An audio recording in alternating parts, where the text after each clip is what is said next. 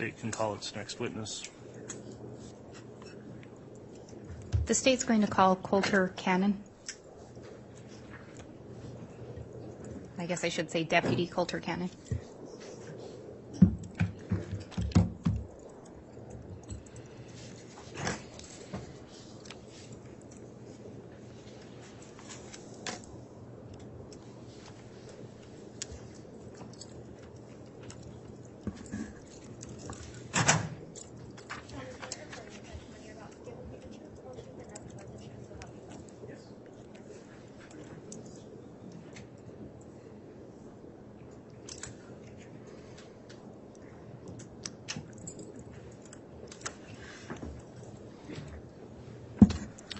All right, before we commence with testimony, then I'll just briefly inquire of Deputy Cannon. Have you observed any of the trial testimony that's taken place in this case? No, I have not.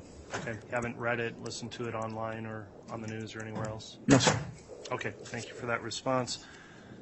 As you're being questioned, please make verbal responses to any questions asked, and please avoid talking at the same time as any attorney questioning you so we can keep a clear record. Yes, sir. With that in mind, Ms. Rawlings, you can go ahead and inquire on direct. Thank you, Your Honor. Deputy Cannon, would you please state your name and spell it for the record? Colter Cannon, Coltercannon. And where are you currently employed? Fremont County. How long have you been employed with them? 9 years. What is your current title or position? I am a school resource officer right now. Do you also serve as a regular deputy? Yes, ma'am. Do you have any specialized training in order to be a peace officer? Yes, I do. What is that? I have graduated from the Post Academy with a basic certificate. I've also have received my intermediate certificate from the Idaho State Police Academy. I've also had numerous hours of school resource training as a basic and advanced officer there, and then trainings throughout the 9 years of my career. Thank you. Do you recall if you were working on the night of October 9th, 2019? Yes, I was. And how long was your shift that night? Was it 12 hours? Did you respond to calls that night? I did. And I'm sure you responded to more than one call that night, but I'd like to draw your attention to a specific call regarding the report of a suspicious individual. Okay. Where did you respond? It was approximately 200 North and 1900 East in Fremont County. Okay. And what was the nature of that report? It was a suspicious individual that had pointed a paintball gun at a lady. Were you patrolling, where were you patrolling when you received the call to go to that location? At that current time, I was in the Egan area of Fremont County. Do you know approximately how long it took you to respond to the location in the report? It was about 6 to 7 minutes. Okay. And how did you respond to that call?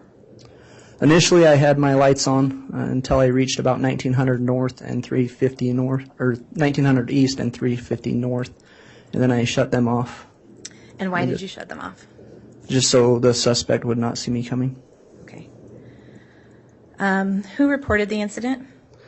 I believe there was 2 reporting parties. I believe the first one was Joseph Murray, and the second one was Tammy Daybell. Okay, so there were 2 calls made to dispatch? I believe so, yes. And do you recall approximately when you arrived at the residence at 202 North, 1900 East? It was just before 9 p.m. What did you do when you arrived at the residence? Initially, I drove through the area looking for anybody in the area with matching the description that dispatch gave me, and then knocked on the front door and contacted the reporting party. Were you able to locate a suspect? Not at that time, no. Did you receive a description of the suspect from dispatch? Yes. What was that? It was a male wearing all black with a black mask, ski mask. Okay. And were you the only deputy who responded to the call? No. Do you recall who was at the residence when you arrived? When I arrived on scene, I spoke with Tammy Daybell in the residence, but Chad Daybell was also there and Garth Daybell. So how did you make contact with Tammy? I knocked on her front door. Okay. Did anyone else come to the front door? No. Did you speak with anyone else? No, I did not. Other than Joseph Murray across the street. Okay. And you said, I think, that there were a couple other individuals in the home, Yes. and you were able to identify them? Yes, ma'am. And I'm sorry, who were they? Chad Daybell and Garth Daybell. Okay. And how did Tammy seem when you were meeting with her? She was a little nervous, not extremely shook up or anything like that. Okay. She was not hysterical at that point? No, ma'am. What did you learn from speaking with her? I learned that she was coming home from grocery shopping that night. She had backed into the driveway. She was getting groceries out of her car, and when she looked up, there was a male standing at the backside of her vehicle, wearing all black with a ski mask on, that what looked to be a paintball gun in his hands. She asked him what he wanted, and he didn't say anything, and then she heard two pops, and she screamed for Chad, and then the suspect ran around the north side of the property, and then she went inside. Okay. In addition to the description regarding what the suspect was wearing, did she give any other physical description of the individual? Yes, she stated at first that she thought it was her son because it had the same kind of figure build as her son Garth. Okay. And so was there a discrepancy in the height description that you noted in your reports? Yes, there was. Okay. How did Garth seem? Just like another day, just calm and quiet.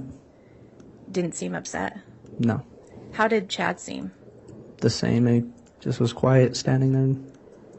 And did you talk with either of them at that time? No, I did not. Just to Tammy? Yes. Now, previously I think you indicated there was another individual that had called dispatch, and you identified who that was. Who was that? Joseph Murray? And did you speak with Mr. Murray that night? Very briefly, yes. Where was he located? He was at his residence in the yard. He was just kitty corner from the Daybell residence. And do you recall what he said he was doing? He was cutting wood that night. Okay. And when you arrived, did you see someone chopping wood? Yes, ma'am. And that was, in fact, Mr. Murray. Yes, it was. Did he give you any other information regarding what he observed or heard?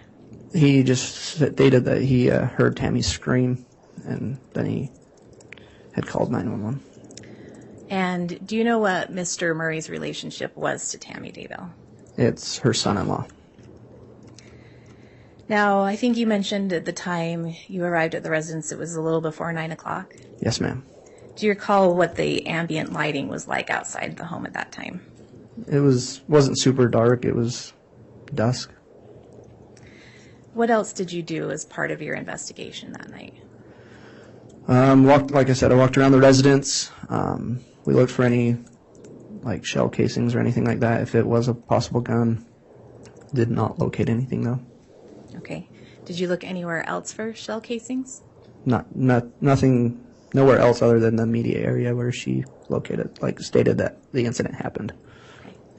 And did you go across the street to any other residences? No, I did not. Why? Or why not? The lights in the house across the street were all off. I didn't want to wake anyone up. And Tammy was pretty convinced it was a paintball gun, so. Okay. Later on, was there any attempt to locate bullets or shell casings? Yes, there was. When did that additional search take place? It was January 3rd, 2020. Okay. What did you do to look for this evidence? I helped the FBI rake through the snow. We used metal detectors and just tried to locate any shell casings in that immediate area again. And to the best of your knowledge, were any bullets or shells located in the area where Tammy Daybell had indicated this would have occurred? No, ma'am. Was there any indication or evidence of paint anywhere that she indicated this incident had occurred? No, ma'am. And again, what date did you respond to the Daybell residence for this report? It was October 9th of 2019. Your Honor, may I have just 1 minute? Yes.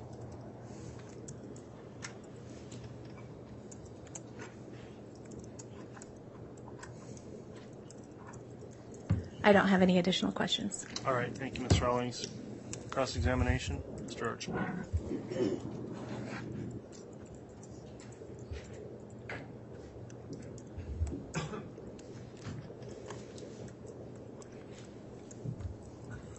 So, Deputy Cannon, the night that you were out there on October 9th of 2019, you did a search of the property for marks of paint or for casings on that night? I looked in the just general area. I didn't look around the whole entire property for that kind of stuff. So, the report to you was someone was standing right here, and I heard a pop. So was that the focus of your area? Yes, sir. And you didn't find any paintball marks? Not that I noticed, no. And Tammy didn't have paint on her? No. Do sometimes those paintball guns, they leave a splotch of paint? I don't do a whole lot of paintball, so I don't know. And you looked for bullet holes in a car?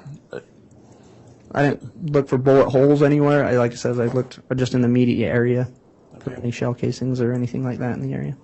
And so your search on October 9th of 2019 led you to no physical evidence of something happening? Just her report. Okay. And then the law enforcement didn't go out with the metal detectors until January 3rd of 2020? That was with the FBI, yes. So November, December, so almost 3 months later is when that happened? Yes, sir.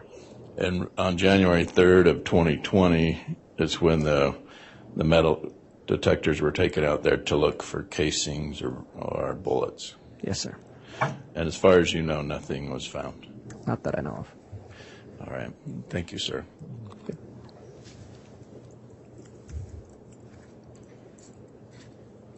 Any redirect? No, Your Honor. All right, thank you. That'll conclude your testimony then, Deputy Cannon. Thank you for appearing this morning.